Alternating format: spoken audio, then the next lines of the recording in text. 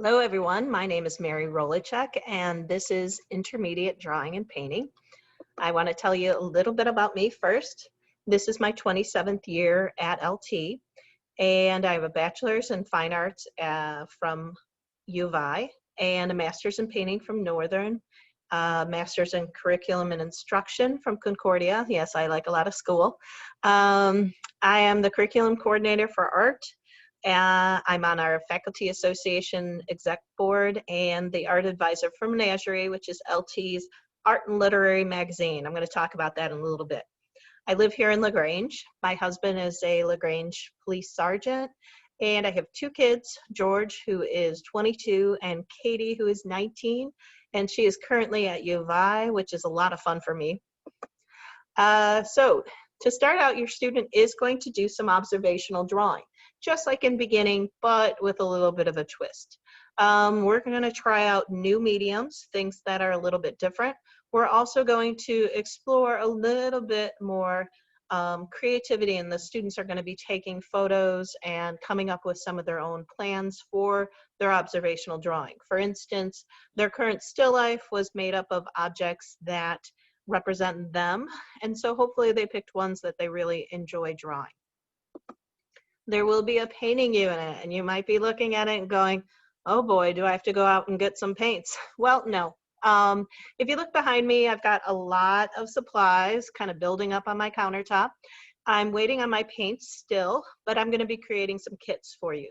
So hopefully in the next week or so, I will be letting your students know when they can stop in and get their art kits, which will have all sorts of supplies, including brushes, paints, canvases, different papers, charcoals, fun stuff like that.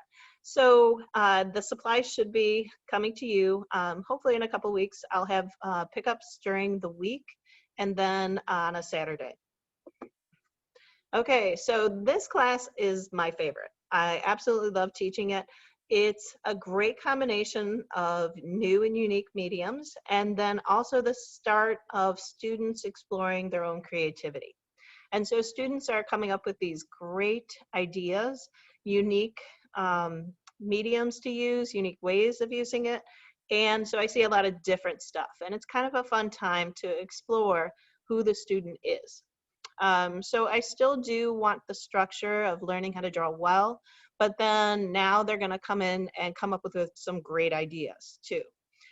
So we'll be doing, if you look at it, some scratch boards, some pen and ink, and all sorts of little fun stuff. All right, a common question for art teachers is, how do you grade art? There can't be some way to grade it. And truthfully, it is actually not that hard. The reason is because every project that the student does typically has some sort of criteria. And the criteria, for instance, with their still life was they needed to come up with a strong composition that filled the page, that showed depth, that they were able to shade without having outlines, and using a full value scale.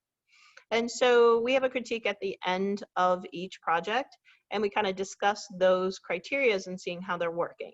And students always have an opportunity to turn in their work later after they've kind of adjusted whatever they needed to. Projects are worth 80% of the student's coursework grade, and then there's a 20% design component. Design is more of the smaller things that we do to get prepared for the project. So there might be some exercises and maybe some smaller projects. All right, and there is going to be a third component in Infinite Campus that you'll notice. It is participation. What participation is mainly because we're in remote. I need to have students making sure that their work is on time and ready for the critique. So when we get to the critique time, if they don't have their work in, then they're going to get an M for missing. And it's just something to indicate, well, what's going on? Maybe the student's having trouble staying on task or staying, you know, having their work in on time, which is super important just in general. So if you're seeing a lot of M's, you might want to talk to your student. Okay, this class can also be taken credit, no credit. Just ask your counselor about that. Your student accesses all their information on Canvas. What does Canvas look like? Now, this is my beginning drawing page, but it's very similar to yours. There is only one Zoom link because I only have one intermediate class. And then you can see that there's buttons for kind of the information the kids might need at some point, and it's ready and accessible. For instance, my syllabus or technology resources.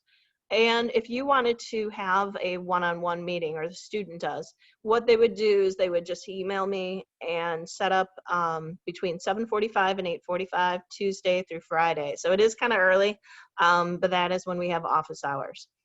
If you look underneath, it shows the weekly schedule, and I'm doing where I'm adding it on top of the previous week so that the student doesn't have to scroll down much. So if they're ever absent, they can just go to the Canvas page and see what they missed. Art Club, well, this year's different. So Art Club is hopefully going to start up remotely. And as soon as that happens, I will let you know, but it's a great group. It's just a place for students that are, have an interest in art to go and hang out together.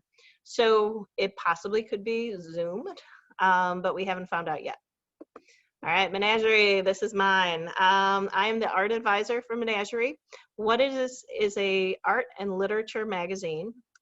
Students get together and they pick out the strongest pieces of literature that were submitted, and then the art staff gets it. And there's a lot of art pieces submitted, so they try to find a way to get the pieces that were submitted to fit with the written pieces.